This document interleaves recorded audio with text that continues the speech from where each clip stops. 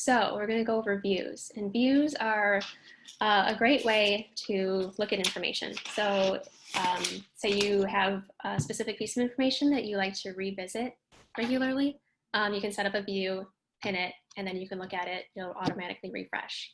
Alternatively, if you have a quick question you want to answer, if you know which field you want to query, just go ahead and create a view and you can answer it pretty quickly. So we'll run through this a little bit. So you can create a view on just about any tab that has information associated with it. So we have companies, contacts. Can't create a view on reports or dashboards, obviously, because those don't have pages that we fill out.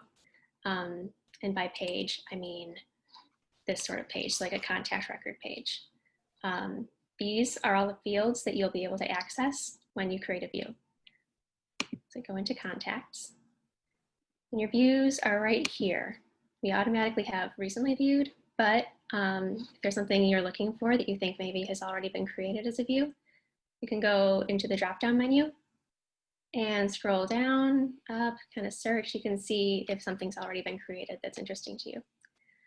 If you don't see anything and you have something very specific you want to look for, you can create a new view.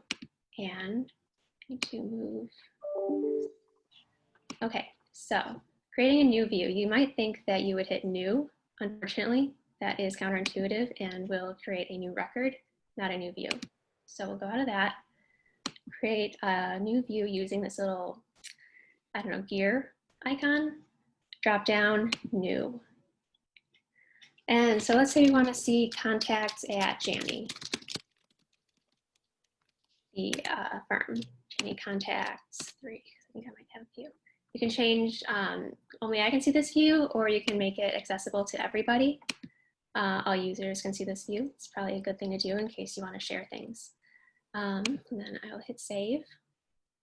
So something already pops up. So from here, I need to filter to get exactly what I want to see. So first of all, I don't only want to see my contacts. I want to see all contacts. So I'll switch that to done. And I'll add a filter. So you want to see only people who are at Janney. So maybe we can use the email they have in there, change it to contains, and then just put Janney in there because I think their emails are at janney.com. And we can see if that works. Hit save. There we go. So we have a very basic view of all contacts that have Janney in their email address. We can further filter it down. Maybe we don't want to see some of these contacts that are associated with people who are no longer with us. So you can look for another field to filter that by. And we could say contact owner or company owner. Let's see, contact owner alias equals, does not equal ERANS. Done, hit save. And now we won't see anyone with ERANSON, associated with ERANSON. Does this make sense so far? Are there any questions? A quick comment on that. Hillary is an administrator in Salesforce, so she gets to see every record that exists in Salesforce. So like in Eric Rand's and that, those are Old Harbor side, and we're in the process of taking those out of the system, but we want to be careful that we don't corrupt any of our data in the process. So just so you know, nobody has access to that data, and we're in the process of deleting that out. Great thing to know, Chris. Thanks. No problem. Hillary, I do have a question. All right. If I created a view that, like, say I could only view it, or I clicked it for my view only, can you turn around later, like after you have it edited and everything, and change it to, I can share it with anybody, or like change the view that it's now accessible to everyone, or no? Yes. So you can go to, that's a great question. Go to the gear again and then hit sharing settings. And then you can change it back to only I can see it or others can see it. Okay, awesome. Great. Anything else? In that case, I'll run through just one more example. Oh, and I wanted to show you how to pin it too, in case you don't know how to do that already. So then we can go to a different one. You can edit one that exists. So let's say we have endowments and foundations, and we want to hit this little filter thing, edit. And let's say I want to say equals endowments and foundations. And one more thing, maybe AUM is greater. I don't know if that's going to be filled out actually. Maybe a better example would be, see, there's so many options.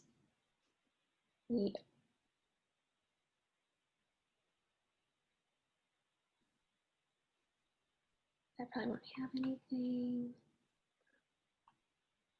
Maybe qualified institutional buyer equals true. Done, save, and we just added a filter. Unfortunately, none of these have the QIB thing marked, but if they did, they would show up right now.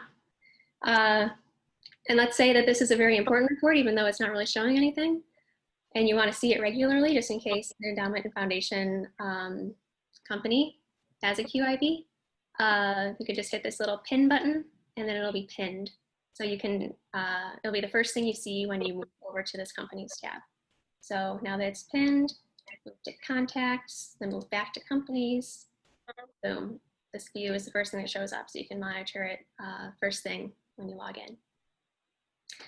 And I've probably given you enough information right now. So if there are any questions, I'm happy to answer them. Otherwise, I'll turn it over to Chris. Does anybody have any questions? I'm good. Perfect. Well, I encourage everyone to, to play around with that feature. The views, again, there are literally hundreds of thousands of records in our Salesforce instance. Can I ask a quick question, Chris? Absolutely. And this is going to sound crazy, but that's me. What is the purpose of views? That's a great question, John. The purpose of views is just to make it so, one of the things that comes up, you go into the system and sometimes you're looking for a specific record. I'm looking for this person. I'm looking for this account. I'm looking for this opportunity. That's where your search comes into play. But let's say you're also trying to figure out here's all the people that I would like to talk to today. Hillary, can you by chance make me the host again, please? So that's actually a perfect lead into highlighting a few of the different views that we've put together. I'm going to point out specifically a view such as, here we go. Can everyone see my screen? Yep. Yes. Okay, John, here's the case.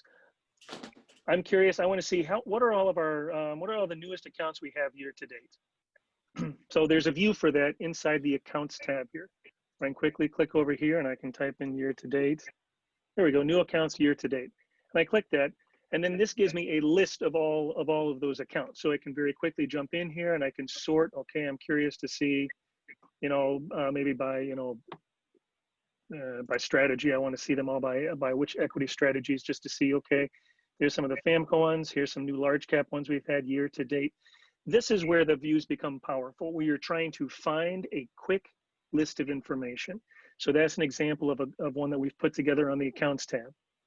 Another one, and this one gets used on a regular basis, and it kicks out an email actually, is also, and this is related to accounts again. Delete it out there, is our pending accounts. I want to know what accounts are currently that are in the process of being opened up, and where are they and why aren't they done yet? Here's all of the accounts that we have in the system that are pending opening. So I can quickly look in here and say, okay, El Castillo is, we're still waiting for that one up because we're waiting for, it looks like equity trading to sign off on something on that. I think there's other reasons on that, but here's a couple new ones that have come in more recently that Lisa's familiar with. Here's a bunch of accounts that are in the process of being set up. We can quickly see where are we in the process. Well, account support has set it all up in the system, which then moves it over to compliance and equity trading and ops. They're the next ones that need to start making some efforts before we can open those accounts. So this gives us a quick view of, I want to see all the accounts that are in the process of opening up to see if there's anything I can do to move them along more quickly. So that's another perfect example of using a view. And one last one that I'm going to point out, at least on the accounts tab, I'm trying to make this relevant to everybody that's on the call. On the accounts tab is I'd like to see all of our AUA accounts and what their current market values are. I can quickly go into accounts AUA. It's going to give me the most recent data we have on them. So it's going to let me know what the account name and client is, what its APX code is. But more importantly, it's going to let us show, okay, which is the product, which is the wrap sponsor, and what's the as of day and market value we have with those. These get updated on a monthly basis when we update our assets, and this feeds that asset sheet. But this gives you the ability to really quickly, do a sort and find out, okay, what's our largest, account with AUA values and model accounts. There we go, Morgan Stanley, it's small cap core, CRPs in there, things of that. So it gives you a list of data that is more dynamic that you can engage with quickly to get quick information. Perfect. And this actually transitions perfectly, John, so I appreciate it. I just wanted to highlight some of the different views that we've created with people's feedback on things that would be helpful for them. So there's just a handful of ones for the account object. Let's take a look at some on our opportunity pipeline. So I would come over here to the little app switcher. I'm going to switch over to Salesforce Lightning, or the sales application in Lightning. Okay, I want to see on the opportunities pipeline, I want to see some information on there. I want to point out a real quick tip here is, first off, this little caret to the right side of each one of these tabs, that provides you quick access to different records and different views. So by clicking on that quickly, I can see these are the two views that I've favorited. These are some recent records that I've looked at. And then here's some recent lists that I've looked at. Just a quick tip to be able to get to some information very quickly. But I'm going to go ahead and just go to the standard tab. And like Hillary pointed out, it's going to show my recently viewed because I haven't pinned a different view. But let's say I wanted to see I want to see all the different opportunities that have been added in the last 180 days. Well, we have a view created for that. In this case, I can type in 180 or I can just scroll down. But this kind of shows you all, like Hillary showed, all the different views we have that are searchable. But I happen to have this one here that I've looked at recently, so it's at the top of my list. So this is going to show us every opportunity that's been put into the system over the last 180 days. With its stage, has it been, where does it fall? Has it closed yet? The most recent note that the sales teams have been putting in there. So it really gives us a very quick glimpse at all of our different opportunities that are in the pipeline. And keep in mind, we can create many different views like these. One of the best parts about Hillary showing you how they're created is, first off, you can create views if you want, but also it shows you what we can do to build views for you to make them more engaging. The last one I'd like to show on the opportunity pipeline is my open opportunities. Now, apparently I'm not doing a very good job because I have no open opportunities right now, but I'm pretty sure the rest of the sales team does. And this gives you guys a quick, easy way to quickly see all of your opportunities and see what status they are. These are all your your currently open opportunities.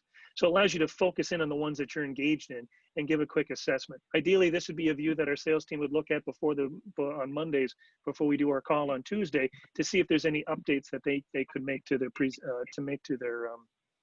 existing opportunities that are out there. I'm going to go take a look at just two more views and then transition into something else that I'd like to point out, and then again open up the floor to anyone that has any questions. Here's a view that we put together a while back for contacts, and it's let me see, it's the Pardot one. Pardot. So once we started integrating Pardot into our system, we kind of put together. There was a request to be able to see it quickly and who's been most recently engaged. This is a perfect example today because we just had we just kicked out the jobs report that Hillary was working on this morning. And it shows you everybody that's had an activity recently inside Pardot. So they've engaged with something. And it gives you their name and everything. So it's showing 12. This person did something just today. I can click on their name over here, and that's going to take me to that contacts record. And as we've shown in past calls, that engagement data is right here on the side. So I'll be able to very quickly get an assessment of, okay, Tim, most recently he clicked on the BLS link that's included in our jobs report and sent that out. And again, as always, you can toggle through these and get more recent information. He was recently sent the periodic table, things of that nature. So it gives you a snapshot of what they've been engaged in. In addition, obviously, you can click on activity to see what are some of our most recently logged activities. Good job, Todd, staying engaged with this person from Demarche. So that's one of the views that we've put together recently for everybody. And on that note, after the feedback we got on that, there's also ones created that are focused on institutional. So Hank and Jack's and Todd's contacts are all included on there. So it's filtered down so they can do a really quick look to see, okay, who have we engaged with, who haven't we engaged with, who's engaging with our material. It's nice to see, again, as always, seeing last activities logged. It kind of helps you say, okay, maybe I should reach out. And then the profile information of what tier. Are they a top tier? Are they a high value client contact? Or are they a contact that's in the system or just, and they're not quite, they haven't moved up to being a big mover and shaker for us yet. I'm gonna take one more look at a contact list that Hillary and I recently put together. And this was for for Dan and Matt. Unfortunately, they're not, I know Dan had an extra call going on today, and I don't know if Matt was able to jump on, but they'll appreciate the shout out when they watch the recording. Top FAs by total assets. It's not yet total assets because we're in the process of adding the AUA data into the system. However, this takes a look at whenever a new account's added and whenever we update market values into the system, this automatically goes and aggregates together all the open accounts that each one of these FAs is associated with, so they can quickly identify who their top prospects are, who their top FAs are. Again, giving them the ability to quickly look at, okay, maybe I need to reach out to Tony because I haven't reached out to him in a while, or FA 290. Unfortunately, there's some that we don't have their contact information for, but we're working on that system. But again, to your point, John, this gives you a quick list that you can take action on. You can take a look at this and say, okay, here's some people maybe I need to reach out to because I haven't contacted them or logged an activity in a while. So this is where I see the big value in views. Views let you take the literally hundreds of thousands of records in Salesforce, narrow them down to a list that you can look at and then take action on. And let's face it, that's the most important part to keep Salesforce from being overwhelming, is to take all that great information, but put it in a way that you can actually see it and work with it. So that's kind of a quick look at some of the different views that we've created to hopefully help people out. And again, Hillary gave a great overview so you guys can get a better idea of what views are and how they're built. So you're dangerous and you can start building your own stuff. But if there are specific views that you're interested in, we're more than happy to put those together and build them out for you guys. And that goes for everybody beyond just sales. There's lots of good account information and things like that in the system as well that we'd like to help you guys leverage. I want